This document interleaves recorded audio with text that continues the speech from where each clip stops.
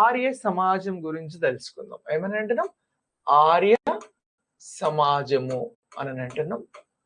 So ఈ ఆర్య సమాజం అనేటువంటి టాపిక్ లో మనం ఈ ఉద్యమం ద్వారా, ఈ సమాజం ద్వారా సమాజానికి ఏం జరిగింది అనేది తెలుసుకోవాల్సి ఉంటుంది. ఈ ఆర్య సమాజం మీద క్వశ్చన్స్ ఉన్నాయి ప్రీవియస్ ఎగ్జామ్స్లలో. ఇంపార్టెంట్ టాపిక్ చెప్పినాను కదా స్టార్టింగ్ లో. 19వ శతాబ్దానికి సంబంధించిన సంస్కరణ ఉద్యమాలన్నీ కూడా చాలా ఇంపార్టెంట్. సో ఆ పాయింట్ ఆఫ్ వ్యూలో ఆర్య సమాజానికి సంబంధించి ఈ ఆర్య సమాజంను ఎవరు స్థాపించారు అని చెప్పేసి సింపుల్ గా క్వశ్చన్ వస్తుంది. లేదా ఆర్య సమాజంని పరిగణించండి అని అడుగుతారు. లేదా కన్సిడర్ ఆఫ్ ఈ ఆర్య సమాజానికి సంబంధించినటువంటి అంశాలలో క్వశ్చన్ మొత్తం టాపిక్ ని బేస్ చేసుకొని కూడా అడగవచ్చు. సో ఎలా అడిగినా కూడా మనం ఆన్సర్ అనేది చేయగలుగుతాం. అలానే నేర్చుకుందాం. అయితే ఈ ఆర్య సమాజంను ఎవరు ప్రారంభించారు అని అంటే దీనిని దయానంద సరస్వతి గారు ప్రారంభించడం జరిగింది. ఎవరు అని అంటున్నాం? స్వామి దయానంద సరస్వతి. ఎవరు?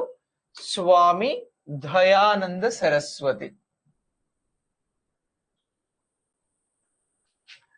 స్వామి దయానంద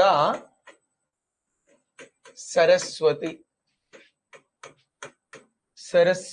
గారు దీనిని ప్రారంభించడం జరిగింది.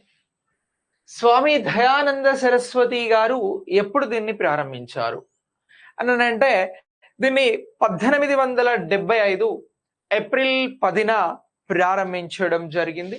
ఎక్కడ దీన్ని స్థాపించారు అని అంటే 1875 ఇన్ 1875 ఏప్రిల్ 10th అని అంటున్నాం.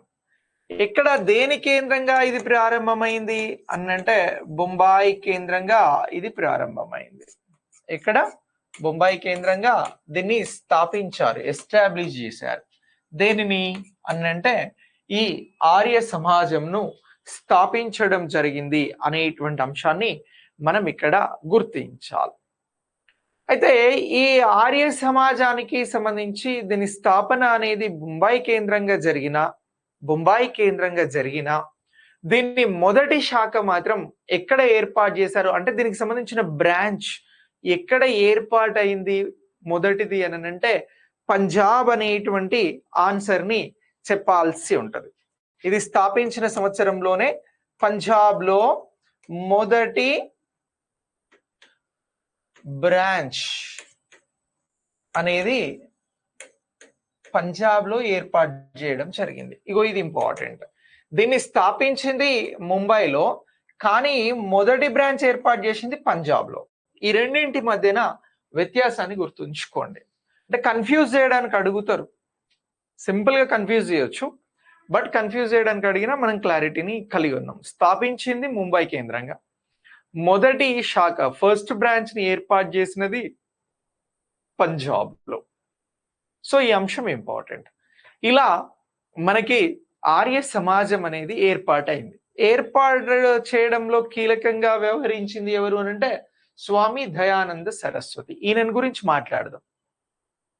అయితే ఈయనతో పాటు మరికొద్ది మంది వ్యక్తులు కూడా ఇందులో ఆర్య సమాజ్ కి సంబంధించినటువంటి ఏర్పాటులో కీలక పాత్ర పోషించిన వారిని గుర్తించండి అని అడుగుతారు. స్వామి దయానంద సరస్వతితో పాటు ఇంకా ఎవరెవరు కీలక పాత్రను పోషించారు ఆర్య సమాజం ఏర్పాటులో అని అడుగుతారు. అలా అడిగితే మనం చెప్పాల్సినటువంటి ఒక 3 పేర్లు ఉన్నాయి. ఒకటి లాలా హన్స్రాజ్ గారు అని అంటున్నాం. ఎవరు అని అంటున్నాం? లాలా.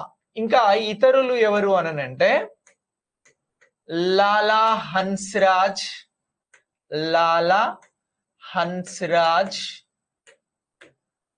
అలాగే నెక్స్ట్ మరొకరు ఎవరు అని అంటే స్వామి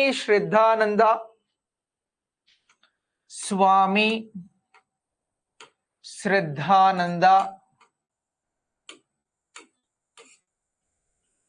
లాలా లజపతి రాయ్, అలాగే ఇతనితో పాటు మరొకరు ఎవరు అని అంటే పండిత్ గురుదత్. ఎవరు అని అంటున్నాం? పండిత్ గురుదత్.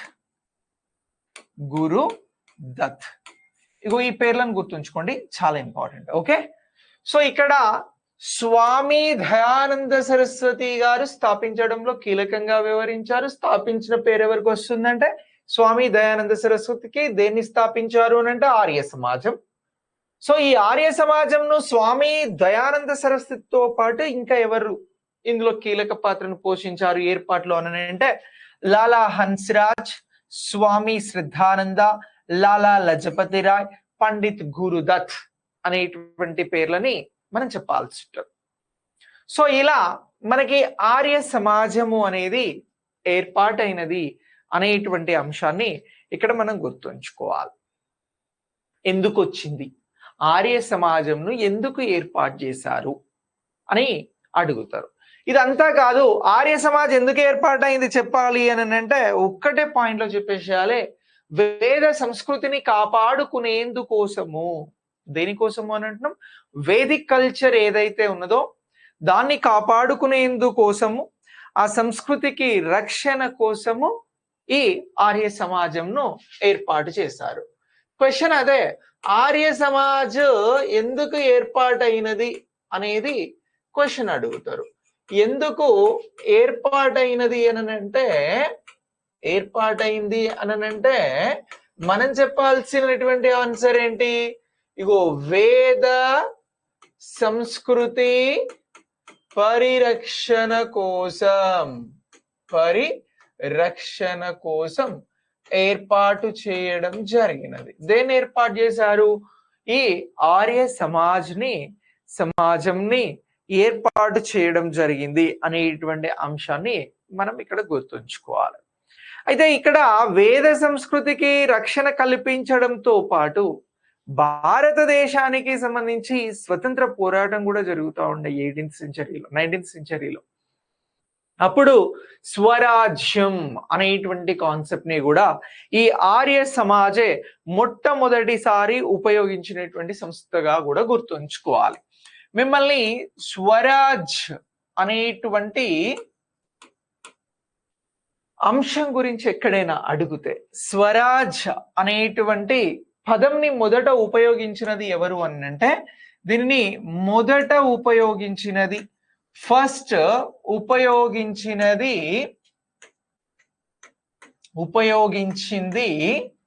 ఇగో ఆర్య సమాజ్ అని చెప్పేసి గుర్తుంచుకోవాలి. ఆర్య సమాజమే మొట్టమొదటిసారి భారతదేశానికి సంబంధించి స్వరాజ్య అనేటువంటి కాన్సెప్ట్ ని, అనేటువంటి పదమును ఉపయోగించింది అనేది కూడా మనం క్లియర్ గా గుర్తించాల్సి ఉంటది. సో ఇలా ఈ ఆర్య సమాజ్ కి సంబంధించి, ఈ సంస్థకి సంబంధించి స్వామి దయానంద సరస్వతి గారు కీలకం కాబట్టి ఈయన ఏం చేసినాడు అనంటే సత్యార్థ ప్రకాశిక అనేటువంటి గ్రంథంని ఈ సంస్థకి ప్రామాణిక గ్రంథంగా రూపొందించడం జరిగినది. ఇప్పుడు ఆర్య సమాజానికి సంబంధించినటువంటి ప్రామాణిక గ్రంథం ఏమిటి అని అడుగుతారు. దానికి సత్యార్థ ప్రకాశిక అని మనం ఆన్సర్ చెప్పాల్సి ఉంటది. ఏమని చెప్పాలి? సత్యార్థ ప్రకాశిక అనేటువంటిది ఇక్కడ ప్రకాశిక ప్రామాణిక గ్రంథంగా గుర్తుంచుకోవాలి. ఏమనంటున్నాం? ప్రామాణిక గ్రంథం అని చెప్పేసి గుర్తించాల్సి ఉంటది. సో ఇలా ప్రామాణిక గ్రంథం ఏమిటి అనంటే సత్యార్థ ప్రకాశిక అని చెప్పేసి చెప్పాలి. ఈ సత్యార్థ ప్రకాశిక అనేటువంటి గ్రంథంను ఎవరు ప్రామాణికంగా మార్చారు అనంటే ఆర్య సమాజంని ఏర్పాటు చేయడంలో కీలకంగా వ్యవహరించినటువంటి ఎవరు అనంటే స్వామి దయానంద సరస్వతి గారు దీన్ని గుర్తించడం జరిగింది అనేటువంటి అంశం కూడా మనకు ముఖ్యమైన అంశం. మరి ఈ సత్యార్థ ప్రకాశిక అనేటువంటిది ఏదైతే ఉన్నదో ఇది వేదాలకి సంబంధించినటువంటి అంశాలు, ఇందులో హిందీలో రాసినటువంటి అంశాలు ఈ సత్యార్థ ప్రకాశికలో ఉంటాయి. వేదాలకి సంబంధించి సంస్కృతం, వేదాలన్నీ సంస్కృతంలో రూపొందించబడ్డాయి. ఈ సత్యార్థ ప్రకాశికకి సంబంధించి ప్రామాణిక గ్రంథము అని అంటున్నాం కదా. సో ఈ ప్రామాణిక గ్రంథాన్ని హిందీలో రూపొందించడం జరిగినది. హిందీలో రూపొందించారు. ఎవరు రూపొందించారు దీన్ని ఏంటంటే స్వామి దయానంద సరస్వతి గారు దీన్ని హిందీలో రూపొందించడం జరిగినది.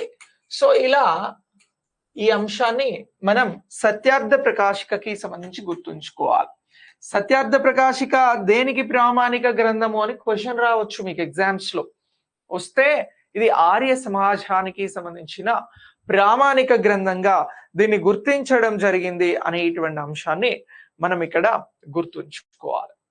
అయితే ఇలా వేద సంస్కృతిని రక్షించడంలో, స్వరాజ్య అనేటువంటి పదాలను తీసుకురావడంలో, అలాగే హిందువులకి సంబంధించి హైందవ ధర్మానికి సంబంధించినటువంటి అంశాలను ముందుకు తీసుకెళ్లడంలో కీలకంగా వ్యవహరించినటువంటి ఈ ఆర్య సమాజం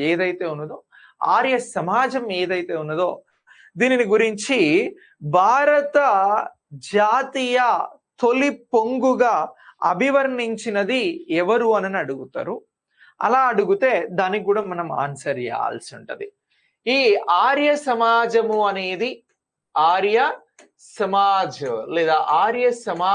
అనేది భారత జాతీయ తొలి పొంగు అని చెప్పి ఎవరు మాట్లాడారు అనంటే ఏఆర్ దేశాయ్ గారు మాట్లాడారు. ఎవరు అనంటున్నాం? ఏఆర్ దేశాయ్ గారు మాట్లాడారు. ఈ ఏఆర్ దేశాయ్ గారు ఎవరు అనంటే ఈయన సామాజిక శాస్త్రవేత్త. ఆర్య సమాజానికి సంబంధించినటువంటి అంశాలను పరిశీలించిన తర్వాత ఇది భారత జాతీయ అంశాలలో తొలిపొంగుగా కనబడుతా ఉన్నది.